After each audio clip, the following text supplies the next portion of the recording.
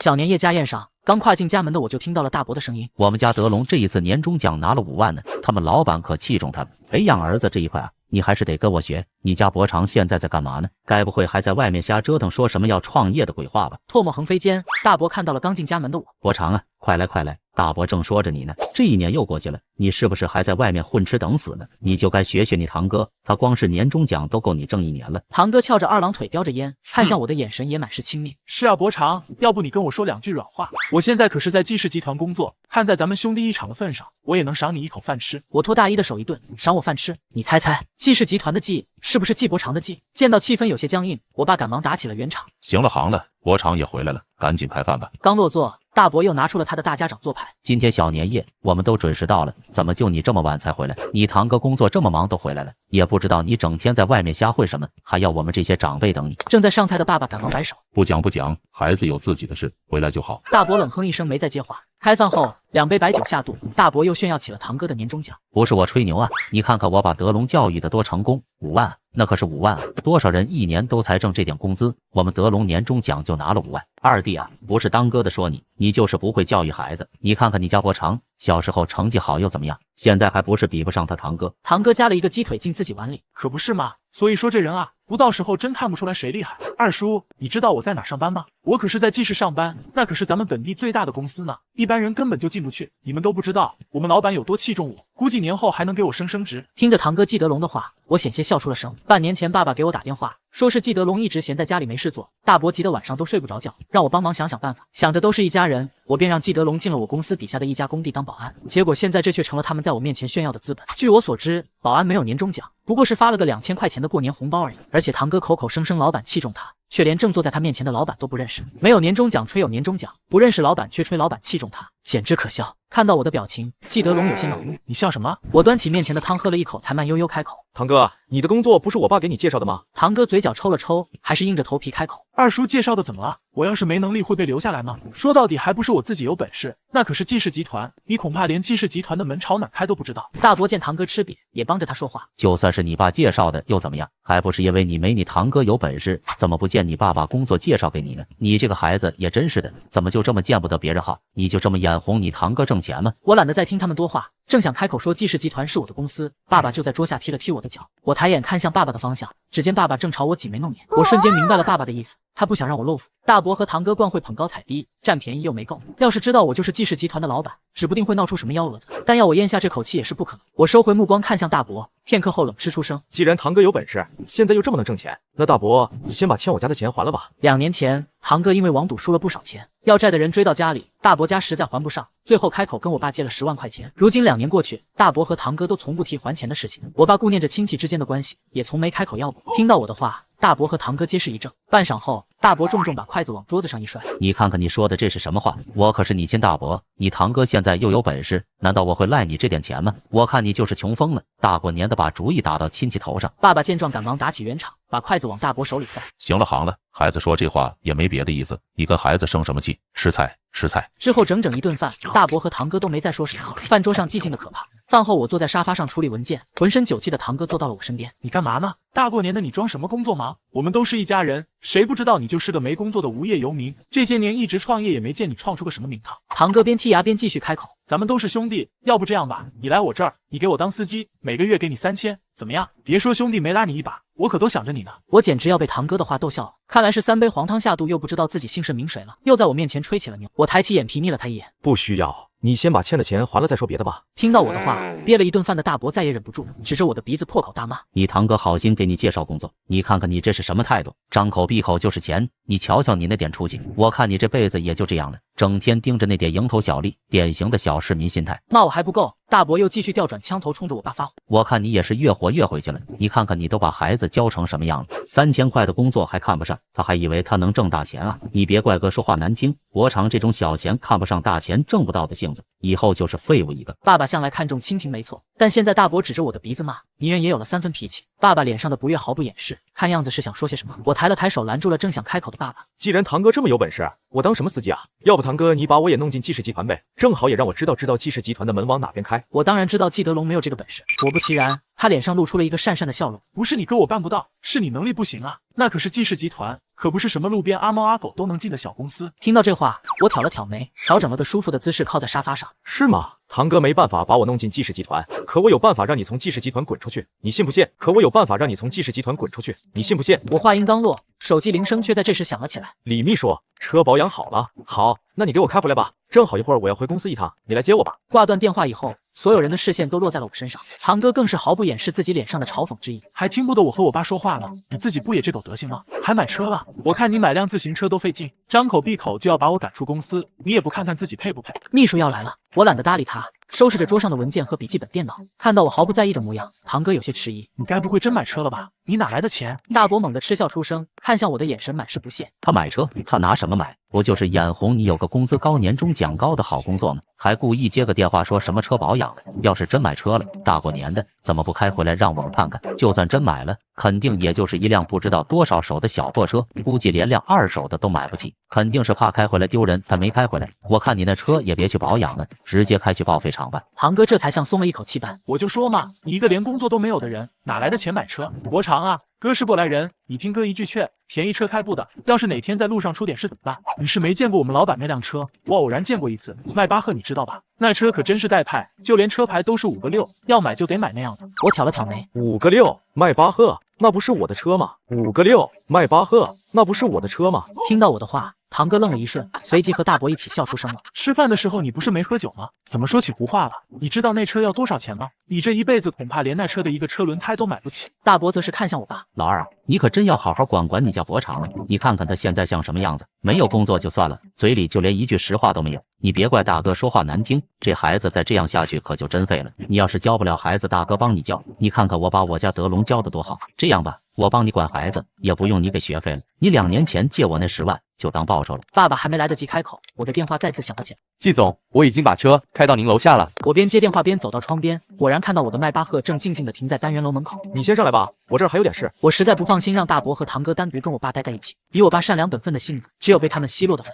大伯和堂哥看到我的动作，也跟着我走到窗边，也看到了停在楼下的迈巴赫。堂哥脸上满是震惊，开口的话都有些结巴。你还真买了辆迈巴赫？你哪来的钱？大伯也惊疑不定地看着我，似乎是不敢相信自己眼前看到的一切。我爸刚站起身想说些什么，我冲着他使了个眼色。事到如今，我也懒得瞒了。你们猜猜，季氏集团的季是不是季伯常的季？季氏集团的季是不是季伯常的季？本来还有些惊疑的大伯听了这话后，反而松了口气，脸上又恢复了那副不可一世的模样。伯常，你该不会真以为我老了，不懂你们年轻人的事？你别以为我不知道，你们现在这些年轻人为了面子什么都做得出来，不就是租了辆豪车吗？你装什么？你难道想说你就是季氏集团的老板？你可别吹牛了，大伯都替你害臊。说着，大伯再次看向我爸，拿出了他那副当大哥的姿态。老二啊，你这儿子真得好好管教管教了。你看看他，现在都虚荣成什么样子了。我们都是一家人，他居然花钱租车回来炫耀。这大过年的，租这么一辆车得多少钱啊？有这些钱，还不如买点东西来孝敬孝敬我这个大伯呢。这么一看，我真得帮你好好管管你这儿子了，否则他以后进去了都说不定。这一次，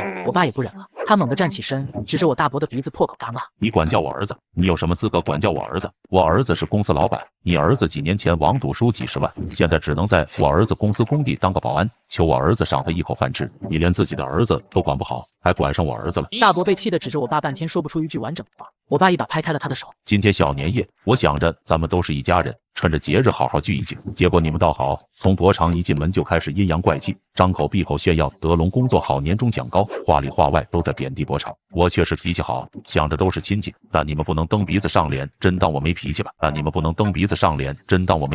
见大伯被我爸气得脸色发青，堂哥赶忙扶住大伯。二叔，你居然跟伯常沆瀣一气，帮着他来骗我们。亏我和我爸这么多年还把你们当做亲人，结果你们就这么见不得我吗？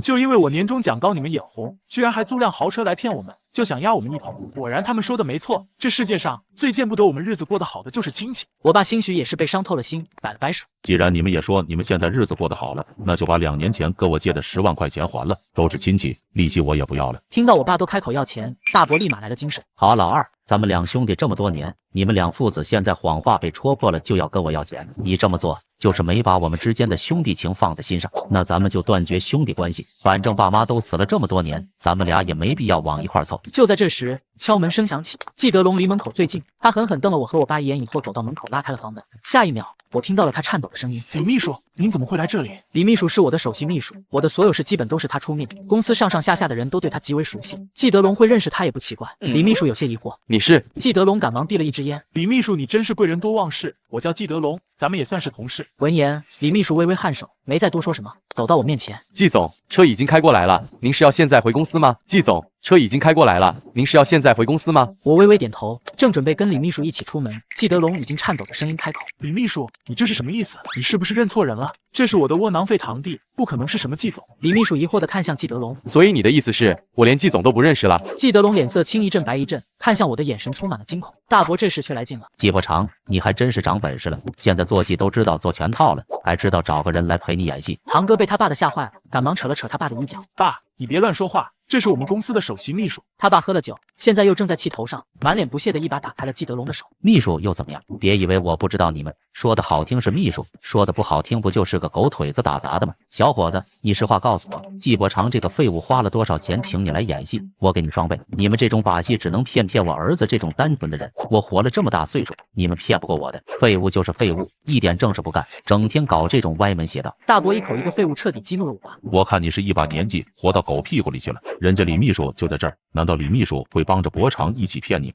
你口口声声说伯常见不得的龙好，我看你才是生怕伯常过得好，生怕我们家越过了你们家一头。大伯轻蔑一笑：“压我一头，你和季伯常那个废物吗？我告诉你，这么多年来，要不是咱们俩是亲兄弟，走在街上我都不会多看你一眼。养出这种废物儿子，你以为你又是什么好鸟？养出这种废物儿子，你以为你又是什么好鸟？”我爸被气得大口大口喘气，我赶忙帮他拍背顺气。既然你话都说到这个份上了，那以后我家的门你就别登了。见我爸被气成这样，大伯觉得自己说中了，不禁笑出声了。专门租豪车，还找人来演戏，结果发现根本骗不了我，现在恼羞成怒了。我告诉你，就你家这么破门，我还不想进呢。老二啊，你也别怪哥绝情，咱们俩兄弟，今天就把关系断了，以后谁也不认识谁。我爸嘴唇动了半天，却一个字都没说出来，最后双眼一闭，彻底晕了过去。我一把接住了爸爸失去意识的身体，冲着身边的李秘书大喊：“快叫救护车！”爸爸正在急救室里抢救。我死死地盯着大伯和堂哥，恨不得将他们拆吞入腹。大伯被我的眼神盯得发毛。你少用那种眼神看我，刚刚家里的人都能为我作证，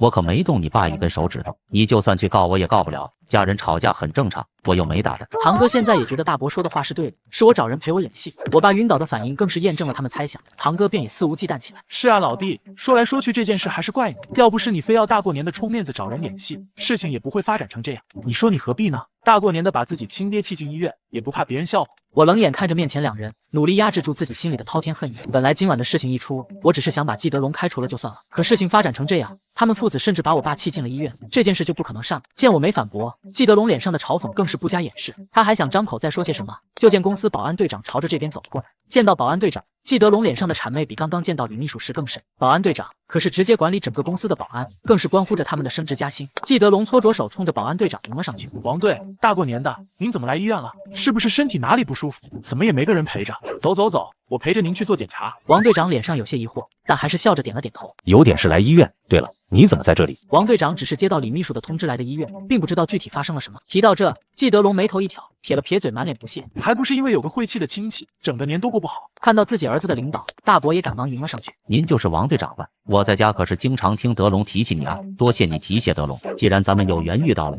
王队长你可不能推辞，一定要去我家贺点。要不是有您这样的好领导，我们家德龙哪能长进的这么快？都是王队您的功劳啊！”王队长被马屁拍得很舒服，面上还装作不在意的摆了摆手：“过奖了，都是德龙这小子自己有出息，我很看好他。哎，对了，刚刚德龙说的什么亲戚，是不是发生什么事了？有没有我能帮忙的地方？又需要尽管说。”听到这话，季德龙的得意再也掩饰不住，转过头看向我，还扬了扬下巴：“季伯常，你看到没？这可是季氏集团的保安队长，跟你找人来演戏不一样。王队长可是我实打实的兄弟，王队长可是我实打实的兄弟。”季德龙越说越得意，丝毫没注意到他身边的王队已经脸色煞白。这样吧，要不你下跪给我们磕个头，我也好帮你跟王队长说说，让你进我们保安队。咱们都是亲戚，只要你认错态度好，我有肉吃，也会让你喝口汤。王队就在这儿呢，你还是赶紧。他话还没说完，王队长已经惨白着脸走到我面前。季总，我来了，您有什么事情吩咐？我瞥了王队一眼。王队，看来你混得不错嘛，你手下的人真是被你训得服服帖帖。我冲着季德龙和大伯的方向抬了抬下巴。王队心领神会，一把抓住季德龙的后衣领，就把他抓到了我面前。你哑巴啦？这可是咱们季氏集团的季总，你不会喊人吗？季德龙满脸不可置信，整个人都呆住了，嘴里还是不停的喃喃着：“怎么可能？怎么可能？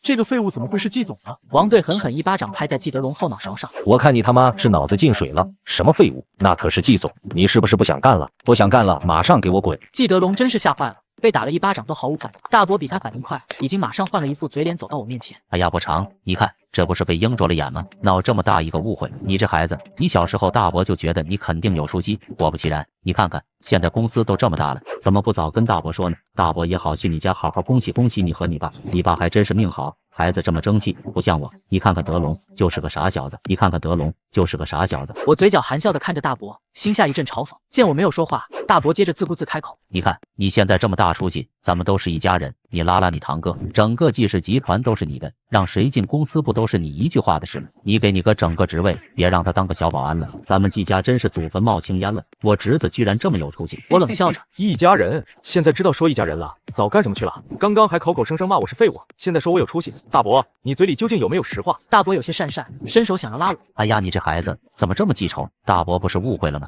过去的事就让他过去，咱们还是一家人。我挡住了大伯想要伸来的手。要是我没记错的话，刚刚在我家你说过要跟我和我爸断绝关系，这才这么点时间，大伯不会忘了吧？大伯的手悬在半空中，有些尴尬。刚刚那都是气话，不是话赶话说到那儿了吗？都不作数的。再说了，咱们可都是打断骨头还连着筋的亲戚，哪能说断就断？我懒得再跟大伯掰扯，没再开口。大伯见我不松口，转身狠狠一掌拍在季德龙背上。你这个傻小子，还愣着干什么？赶紧来跟你堂弟道歉！你看看你这混小子，还比伯常大几岁呢，怎么连伯常一半的优点都没学到？季德龙像是才从震惊中回过神来，悻悻地走到我面前。对不起啊，伯常，刚刚在你家我喝了点酒，说话没经过大脑。咱们可是堂兄弟，你不会因为这么点事就生我的气吧？就在这时，抢救室亮起的红灯熄灭，医生从里面走了出来。谁是病人家属？我赶忙迎了上去。医生，我是病人的儿子，请问他现在情况怎么样？医生点了点头，没什么大事，病人平时血压就有点高，今天是因为受刺激导致的晕厥，好在脑部神经没有出血的症状，观察观察没事就可以出院了。不过家属还是要注意，病人血压不稳定，平时还是少刺激他。我点了点头，心里也松了口气，连连冲着医生道谢。护士很快将爸爸推进了病房，爸爸也已经醒了过来。我还没来得及问问爸爸有没有哪里不舒服，大伯和堂哥也跟着挤进了病房。好了，伯常，现在你爸也没事了。刚刚大伯跟你说的是你要放在心上，等年过完，你就把你哥弄到公司去，到时候你们两兄弟一起干，还怕干不好吗？现在爸爸已经没事了，我直接打断了大伯的话。你说的对，我爸现在已经没事了，那该处理的事也该处理了。我边说着边掏出手机，直接拨通了报警电话。大伯还以为我是在给秘书打电话，笑着连连点头。是啊，赶紧打电话给你哥安排个职位，我看副总裁就挺好的，电视上不都这么演吗？什么总裁副总裁的，我理都没理他。对，我要报警。季氏集团附属工地保安季德龙在职期间多次偷盗工地器材倒卖，涉嫌侵占公司财物。麻烦你们现在过来一趟，我们现在在安盛医院2楼急诊病房。大伯听到我开口，笑容瞬间僵在了脸上。我话还没说完，大伯已经冲上前想夺走我的手机。你这是污蔑，你这是污蔑！我冷笑着侧了侧身子，躲过了大伯伸来的手，似笑非笑地看着他。是不是胡说？你问问你儿子不就知道了吗？大伯满脸怒容，可看到季德龙心虚的模样，他也知道我说的是真的。季德龙还想嘴硬，你说我偷了就偷了，你有什么证据？你是老板就可以随便污蔑别人吗？我告诉你，你休想！就是警方来了我也不怕，我没做过就是没做过。季德龙话说的硬气，可颤抖的声音还是暴露了他的心虚。我懒得再跟他多说，有什么话你去跟警方说去吧，少在我这狡辩。我价值上亿的工地项目，你真觉得我一点防范措施都没有吗？工地上堆着的建筑材料，要是谁都能随便拿，你觉得这项目还进行得下去吗？季德龙，不要把别人都当成傻子。正说着，警方已经走进了病房。谁报的警？看到警方，大伯也顾不上别的，赶紧迎着警方解释，都是误会，都是误会。我直接出声，我报的警，季德龙也在现场，你们直接带走吧。后续的材料和证据，我的秘书和公司律师会跟你们对接。为首的警方点了点头，正准备带走季德龙，大伯却在这时突然抱起，想要阻止警方的动作。什么偷盗？都是一家人，哪来的偷盗？他们可是有血缘关系的兄弟，那公司都是我侄子的，当哥的拿点弟弟的东西怎么了？你们要是敢带走我儿子，我就死在这儿。从始至终，躺在病床上的我爸一言不发，所有事情都交给了我处理。我不想他们继续吵闹，影响我爸休息，冲着警方摆了摆手，阻止民警执法，一起带走吧。阻止民警执法，一起带走吧。很快，病房里又恢复了寂静。没过多久，李秘书给我打了个电话，据说季德龙这段时间以来在工地偷窃了不少钢材之类的建筑材料，都被他以极低的价格倒卖了出去。但那些材料都是我们高价从供货商那里买来的，这个蠢货钱没挣多少，但造成的损失却不小。至于我那个吵吵嚷嚷的大伯，也因为阻止民警办案被拘留了一晚。第二天一大早，医生说我爸没什么问题。我和我爸正收拾着东西准备出院，刚被放出来的大伯已经走进了病房。一进门，他就扑通一下跪在了我和我爸面前。伯常，就当大伯求求你，你放过你哥，他真的知道错了。警方那边说要我们赔70万，那蠢货偷来的东西满打满算都没卖到10万块钱，我们哪来这么多钱赔你们啊？要是赔不上，你大哥就要去坐牢了，你忍心吗？70万对你来说根本不算什么，你就放过你大哥吧。见我不说话，他又朝着我爸猛猛回头。老二，算大哥求你了，你帮我劝劝伯常，爹妈走得早，咱们两兄弟可不能闹成这样。昨天的事是大哥做错了，是我说错话了，我该打，我该骂，你想怎么样都行。大哥只求你放过德龙这一次，行不行？就当你帮大哥，最后帮我一次，好不好？我爸就这么静静地看着大伯，直到眼眶通红。大哥，你真以为伯常没有帮过德龙吗？德龙中专毕业，什么都不会。要不是伯常，你觉得他能进季氏集团的工地当保安吗？这段时间以来，他偷了多少东西？70万，那可是70万！你真以为伯常什么都不知道？那可是70万！你真以为伯常什么都不知道吗？要不是看在都是亲戚的份上，德龙早就坐牢不知道多少次了。大伯一愣，随即连连点头。是，老二你说的是，都是德龙的错，都是他的错。但他是你侄子，也是你看着长大的，你不能眼看着他去坐牢啊！是我没有教好孩子，是我没有教好他，你就原谅他这一次，算大哥求求你了。我爸紧紧闭了闭眼，好半晌后，我爸才把眼睛睁开，眼神也变得清明。这一次，我爸没有再看大伯，而是将目光放在我身上。走吧。离开医院后，爸爸没有再回那套老房子，而是跟着我回了市中心的别墅。接下来的1个月，听从前的老邻居说，大伯去老房子找了我爸无数次，每次都无功而返。他不知道我的新家地址，也去公司找过我数次，但我从未见过他。很快，季德龙的判决就下来了，因为偷窃数额巨大，他们又赔不起，最后被判了整整10年。整整1年后，又是小年夜，我和爸爸吃完饭站在阳台边看风景。我端起手中的酒杯，冲着爸爸举了举。遗憾吗？爸爸当然知道我问的是什么。好半天后，我听见了爸爸的声音：有些人与人之间就是没有缘分的，不管是亲情，亦或是友情、爱情，都强求不来。说着，爸爸看向我。不过遗憾也确实有，你这个臭小子，究竟什么时候能让我抱上孙子？